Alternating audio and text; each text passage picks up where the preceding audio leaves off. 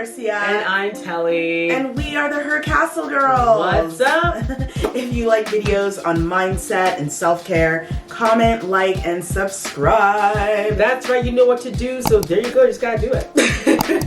On our podcast, It's All Connected by Her Castle Girls, we had an amazing, inspiring chat with our good friend, Dylan Diaz. He is a hairstylist that specializes in color. Woo. He always stands up for advocacy, and he is a published author who has a new book of poetry coming out this spring. We love Dylan, and you guys are gonna fall in love with him too. He dropped some amazing gems during our conversation. We forgot we were even doing a podcast. So we cannot wait for you guys to hear and see what he has to say. Hope you enjoy the conversation. Let's go. Mr. Dylan Diaz. The crowd is going wild. This man, all of this freshness. Anyone listening on the podcast, you have to make sure to watch us on YouTube. Yes. To see how fly this man is. Right? He's too fly. He's got the looks going. And totally. Dylan, thank you so much for joining us with all your beauty and grace today on It's All Connected by Her Castle Girls. But I'm so happy to be here with you guys. Oh, thank you. And just so our audience knows, Dylan is a color specialist. Yes. So he is the stylist, the hairstylist with the most. He's a published author. He is an artist from our hometown, Toronto, Canada. Hey. And he's really multifaceted. He has a background in fashion, media, beauty, and publications. Yes. And he's just really passionate about telling stories through his own creative expression. Yeah. And what's really exciting, other than, hair and advocacy, poetry, he actually has a book coming out in May. We cannot wait to discuss 2022. And the book is going to be called Rose. So we are so excited to have Dylan here. Get ready for a great conversation because we've known Dylan for a while and we know that he's full of just wonder and he wisdom. Is. So. We met. How did we meet again? I think we met during Fashion Week. I think. Yeah. Either that or an event or something like that. Yeah, years and years ago. Years ago when we were all in elementary school. And it must have been at least 10 years ago, I think. I think so. Isn't that crazy? Yes, it was at, I would say it was at the beginning of our content creation years. Yeah. What inspired? Oh, thank you. He's still reacting. Injected me with sunshine, and I just feel so.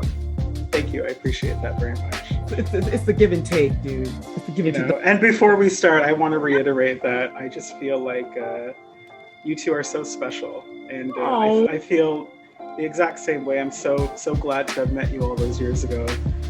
Because you just had this vibe of creativity and also drive to just like be at every show and like write about everything. And I was like, these girls are so cool. And then I saw Telly's rings and I was like, oh my god, the rings! And then just So like I said before, you've always had something to say.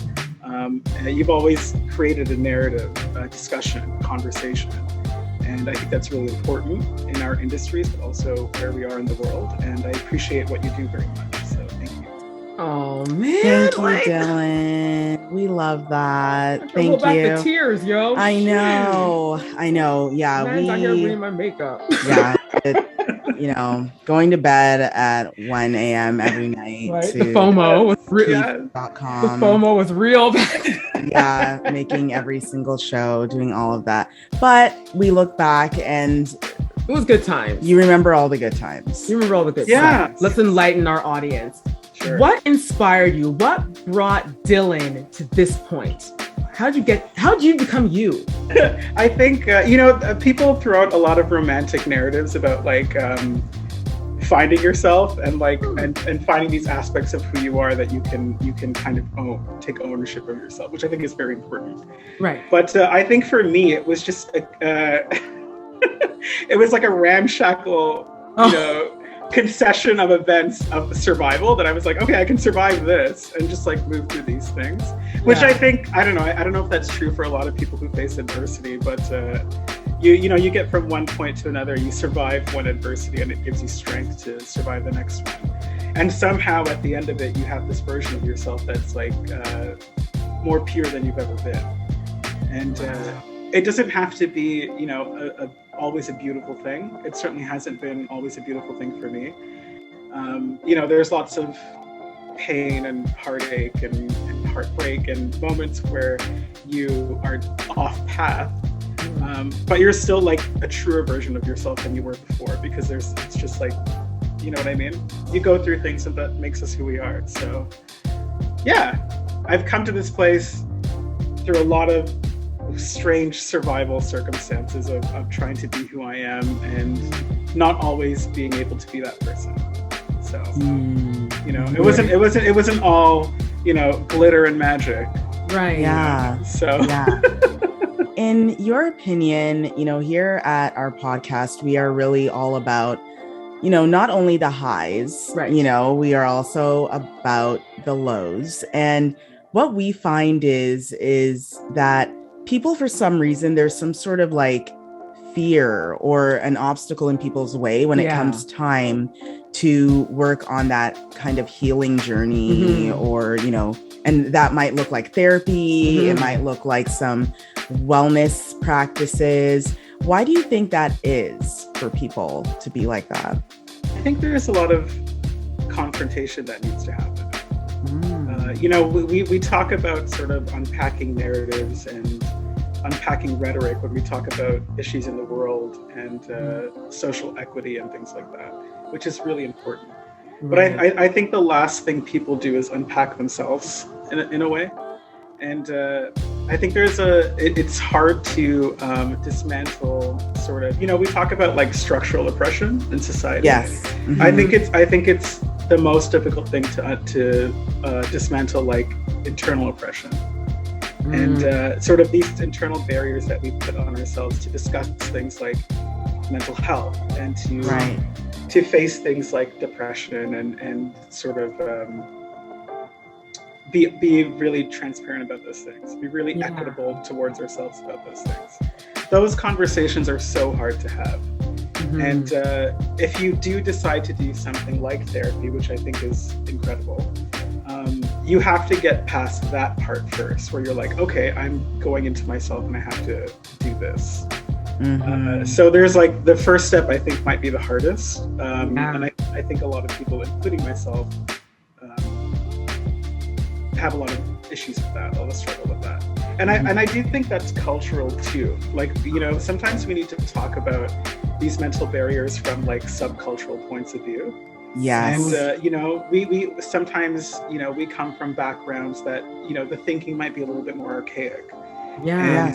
And, we try to be, equitable friends to our friends who suffer. We see somebody who's suffering from mental illness and we're like, we think you should do all these things, or I want to be there for you, I want to help you. But we don't always do that to ourselves. So because we might be like, I don't have that issue. Because we put those barriers up. Yep. It could come from childhood, it could come from culture, it could come from fear. But yeah, I've struggled with that a lot. It's not something we discuss the way I was raised. Yeah. Even when we see it in our own families, we don't really talk about it. Right. And you see it in other people and you're like, we have to talk about it. But then when it happens to yourself, you're like, what do you mean? I'm fine. But it's like, maybe you're not fine. Sorry. Everything you're saying is so true. It's so true. I think, even growing up as a kid, culturally, I think for us, I remember, we would have certain aunts or uncles and we would just be like, maybe someone should, talk to them, and the rest of the family's like, no, they're just eccentric. They're just their parents before them. And, you're right. It's this thing where there is no such thing as mental illness or, mental health. That is not an actual real thing. It's like a stigma. Yes, there's so much of a stigma. And it's funny you say that, because like I think it's in a way it's become cliche to say stigma because like everyone knows that it is. Right. But it's almost like an external thing. It's like I can see it in the experiences of people outside. But Right. when you come into your family and you kind of unpack it on the inside, that's where it's more challenging. And you're like, oh, it is a stigma. Because we haven't spoken about this all through, my upbringing and our upbringing. Yeah. Right. Yeah. Wow. And also as well, too, the one thing I noticed for us culturally, same thing with our family. We didn't grow up with this being a subject. No.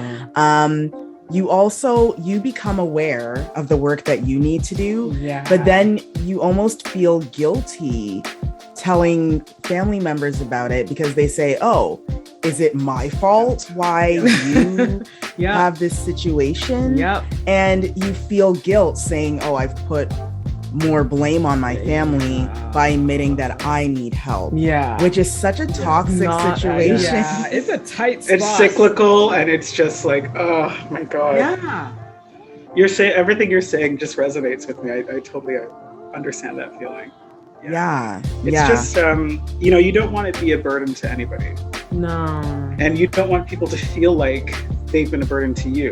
Right. But, having these conversations shouldn't be about blames. It should be about, the reality of the situation. And of course, those things can, the issues we face could come from experiences in our childhood and experiences with those family members. That's a part of life. Mm-hmm. But, the discomfort around avoiding talking about it helps nobody. Exactly. And I find, not to be so loquacious, I'm sorry. No. But I find as a queer person and other people who are marginalized in society that they might not necessarily have those protections and representations in their own family. Like maybe they weren't raised that way. There's sort of an added hurdle there because it's like when you become more of yourself and you feel like I need to be open with who I am to this family. Having those conversations of mental health are intrinsically tied to that. So there's this discomfort around, can I talk about my mental health? Because it's going to be tied to my queer experience. And is my family okay with me being this queer and talking about it? Right. Because you also don't feel like, you might not feel like you want to be that open with them about your queerness if it hasn't been that open in the past. Right. So, it's a two-way street. You want people to be open and accept you so you can, have those conversations. But it's a lot harder than... Yeah. No, that's true. It's easier said than done. Easier said, that's what I meant to say. Yes. Exactly. Yeah. Yes. It's like, be aware, but, and being aware of yourself is so important. But then you think of everything that follows it. Right? It's like a domino effect. Yeah. There's always sort of compounded experiences when it comes to being marginalized and then connecting it to sort of old world experiences. So new world, being first generation kids from immigrants, there's always going to be that. That's true too. That's actually a good point. That's a good point. But we also want to know from you, Dylan, after, a challenging day, because, we're all minorities here and we get the brute hit. Sometimes, maybe not even directly, but sometimes indirectly and just daily life. Yep. We have to take up a lot. And then when we get home or get to wherever we feel more comfortable, we can try our best to unload all the stuff we put up with from the daily. Cara and I would like to know, what do you do to heal from these kind of draining situations? I think for me as a creative, it's always been about art in the end. Even as a kid, when I felt like I couldn't be completely myself, art gave me sort of a place to put that color and that identity. I used to, during COVID, I would write a lot. So I did a lot of just writing, expression. I tried to get creative. I tried to illustrate. I tried to take walks and do photography and things like that. The world is sort of difficult, especially if you're experiencing ongoing marginalized experiences. And I think you have to connect with a part of your soul that's like outside of that paradigm. that's like completely pure and just lets you be whoever you are. But that's, you have to find what that is. For me, it was creativity in all its forms. And it was also just connecting with people that I could be wholly myself with. So, when you have that bad experience and you have those ongoing kind of like microaggressions and things like that, it's like, oh, I have this friend who I know I can be 100% myself with. And having those conversations and that validation, kind of like what we're doing now, really gives you strength and just helps you release. For me, it did. Yeah. That's great. Yeah. No, I love that. Yep, love that. Love that. So, how do you fill your cup, Dylan, after, say a week of busyness? Because being a creative, especially when you're a creative and part of your job is to actually be creative. It's a complicated relationship. It is. Right? So how do you fill your cup when, let's say, you've had a day we know hairstylists can have? They can have a day. It can be a day. Yes. How do you, how do you fill your cup and sort of balance your energy so you don't feel overwhelmed or overworked? To be honest, I'm still working on that. To be very frank. I've been working in hair for 14.